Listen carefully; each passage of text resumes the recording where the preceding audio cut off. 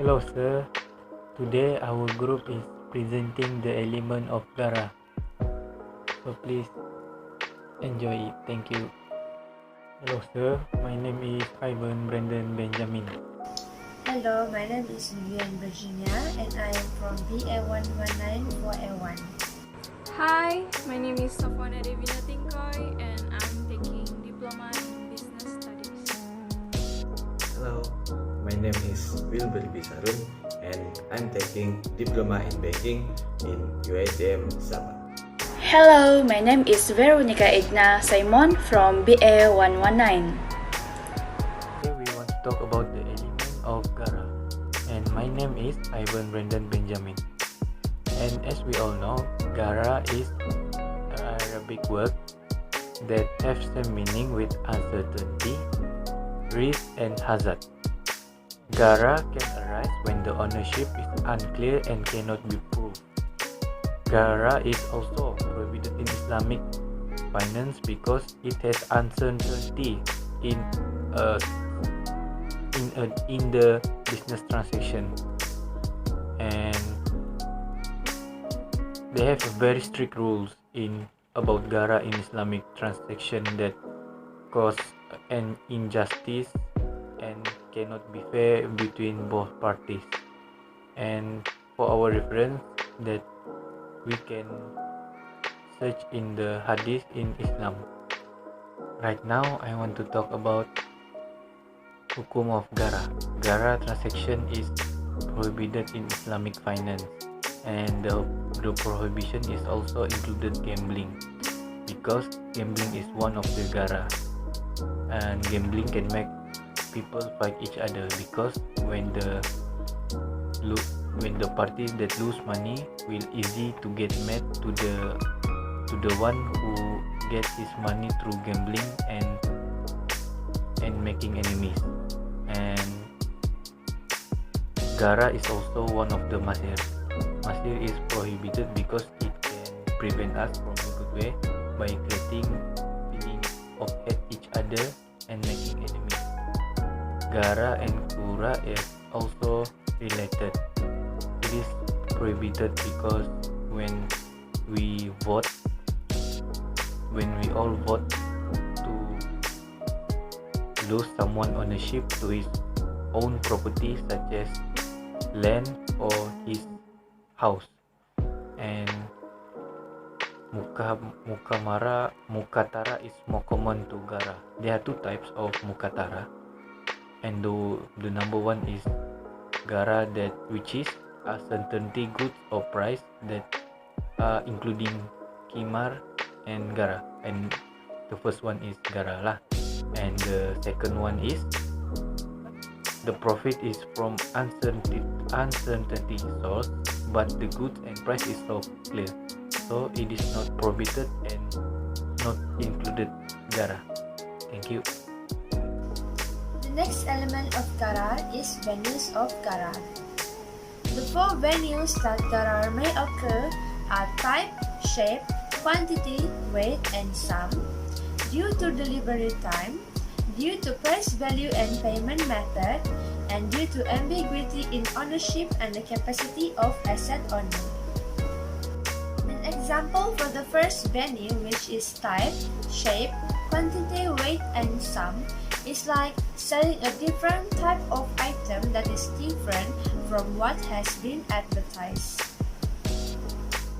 The second venue of gara is due to delivery time. This refers to the uncertainty of the expected time for something to arrive. The third venue of gara is due to price value and payment method. This venue of gara refers to the price uncertainty. For example, the absence of price tag on the displayed goods in the supermarket. The last venue of gara that gara may occur is due to ambiguity in ownership and the capacity of asset owner. This refers to the right ownership of the item that is related to the business. For example, a seller that sells a car even though they are not the rightful owner of the car. This situation is considered as gara as it contains ambiguity in it. Moving on next is the example of Gharar from modern transaction. The first example of Gharar from modern transaction is competition. A type of competition that is considered as Gharar is when the contestants of the competitions are required to pay a certain amount of registration fee for a mere competition that is purely based on luck. The second example of Gharar is uncertain outcome. For instance, the counter value is uncertain or may not be realized at all. An example of situation is a fisherman selling a fish that is yet to be caught. There is no guarantee that the fisherman can catch the exact same fish that the buyer had requested. Thus, it is considered as Gharar. The third example of Gharar is pure speculation. It can be the final sale of wholly unknown values. An example for this is like throwing a rock at a barn full of chickens and buying the chicken that the rock had landed on. Another example is a seller to put a fixed amount of price on whatever the buyer touches. The last example of Gharar in modern transaction is the unknown future benefit. For example, insurance.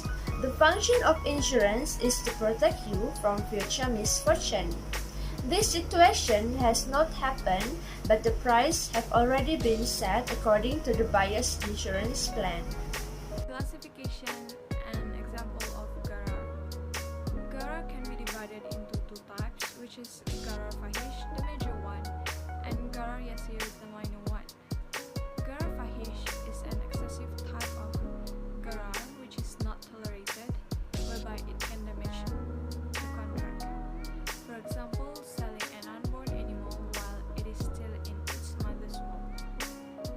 In this case, Gharar Fahish arises because the unborn animal may be stillborn, hence the buyer would receive that animal for the money paid.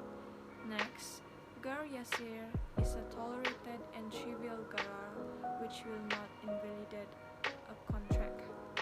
As an example for Gharar Yasir is selling a piece of land even though its foundation cannot be seen, or the quality of the items both, such as the seller is not sure what is in the soil.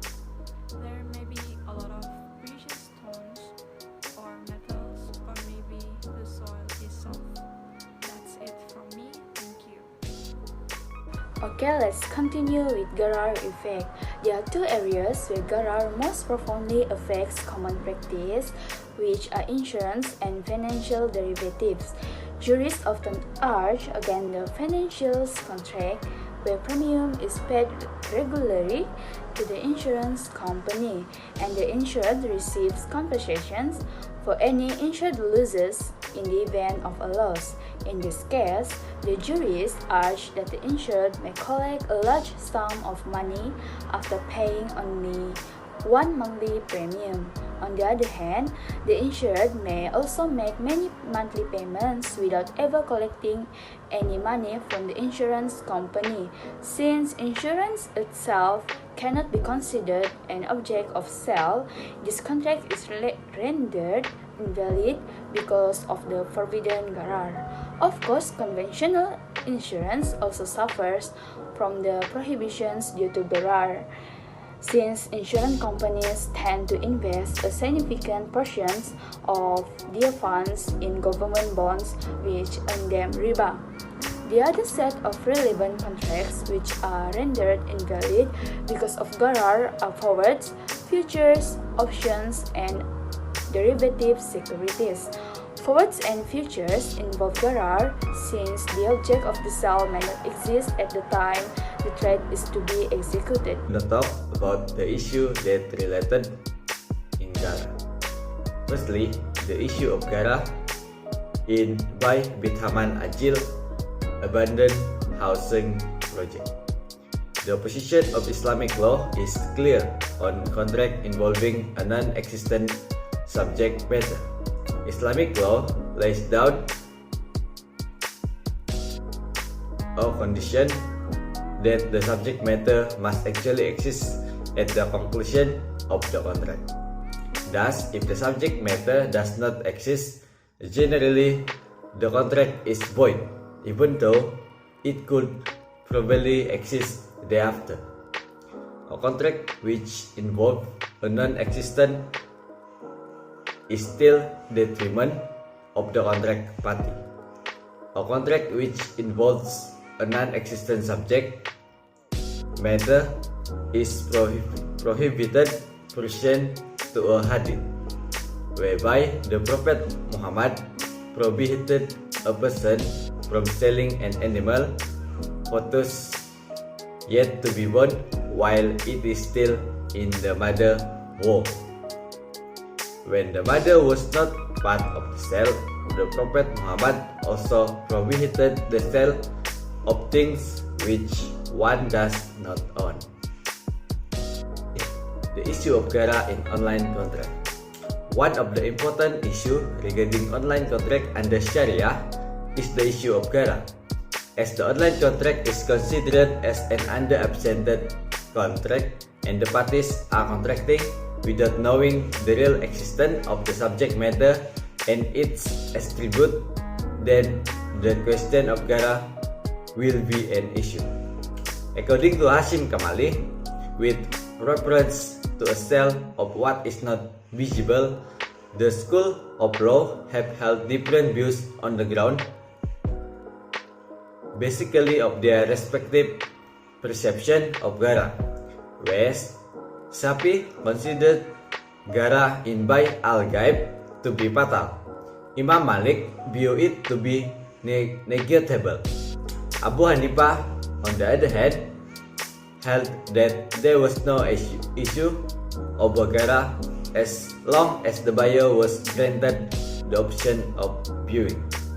This is somewhat different from the views of Ibn Qayyim and Al-Sanhuri when the further categorized the sale of non-existent goods into 4 categories.